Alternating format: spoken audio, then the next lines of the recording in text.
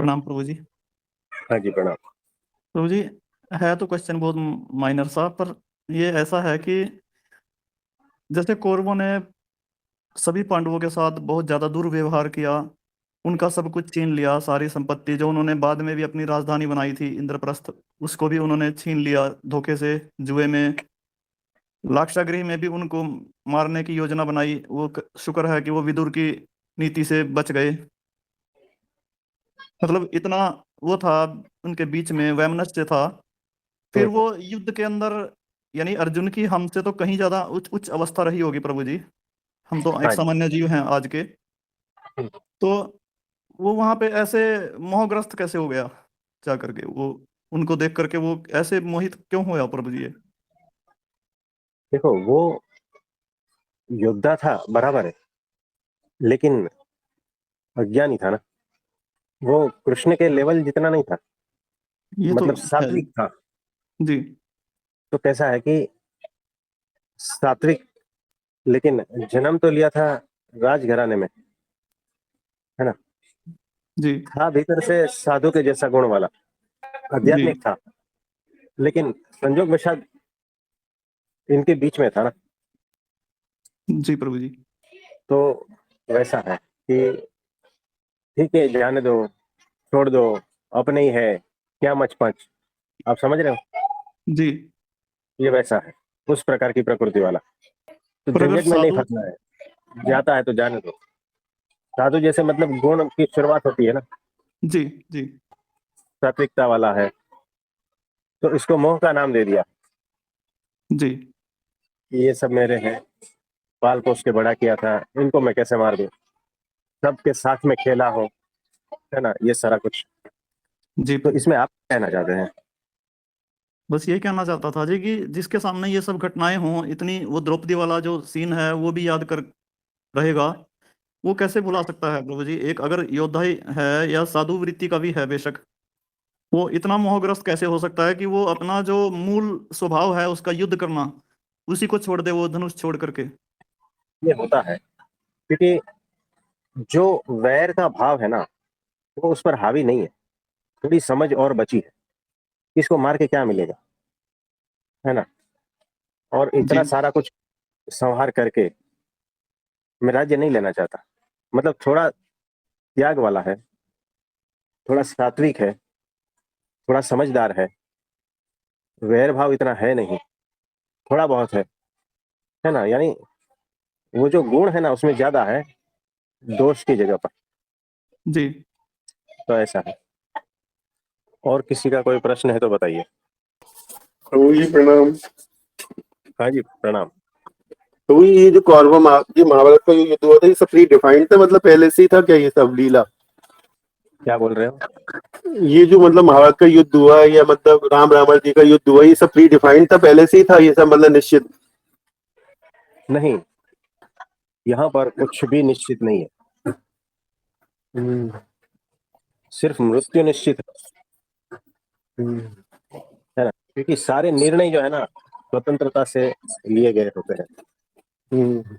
जी प्रभु यानी जी। कि सारे निर्णय प्रकृति का खेल में लिए जाते हैं। हम्म। देखो, आपने पानी का ग्लास हम्म। भरा हुआ, उस पानी को आपने फेंका है हम्म। जमीन पर, तो हम्म। उसका जो डिजाइन होता है वो क्या आपको पता है किस तरह से होगा? कौन सा बिंदु किस तरह से कहाँ से उड़ेगा, कितनी दूर से नहीं। उड़ेगा? जी नहीं। अगर आपके ही हाथ में है या प्री डिसाइडेड है, तो हर बार वैसा ही होना चाहिए आपके हाथ में। हम्म। 10 बार डालोगे तो 10 बार अलग अलग डिजाइन होगी। हम्म। वैसे ही यहाँ पर हर कुछ, हर क्षण बदलता रहता है। हम्म। तो हम्म। कौन से मोमेंट में आप किस तरह से निर्णय लेते हो, उसका क्या परिणाम आता है ना, आपको भी पता नहीं है, किसी को भी पता नहीं है। इसीलिए जी यहाँ प्रभु जी। कुछ भी प्री डिसाइडेड नहीं है। जी प्रभु जी। सिर्फ जो फीड किया है ना, देखो कैसा हम्म। है कि गुटली है, उसको डाला जमीन में। मुझे हम्म। बताओ कि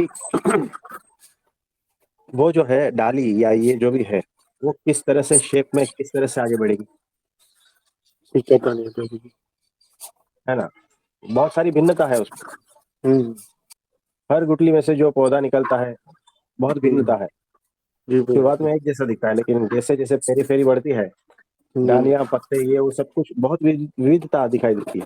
हम्म, तो अगले मोमेंट पे क्या होने वाला है हमें पता नहीं है। जी प्रभु जी। कुछ डिसाइड है, कुछ डिसाइड नहीं है। जी प्रभु जी। तो ऐसा है। जी प्रभु जी। प्रणाम प्रभु जी। हाँ जी, प्रणाम। और किसी का कोई प्रश्न है तो बताइए। हाँ प्रभु जी, कल हमने एक वीडियो देखा था और वो व्यक्ति एक गुरु के पास गया था, हम उनका नाम नहीं बोलेंगे यहाँ पर। तो जो व्यक्ति ने उनसे बात कही वो इम्पोर्टेंट है।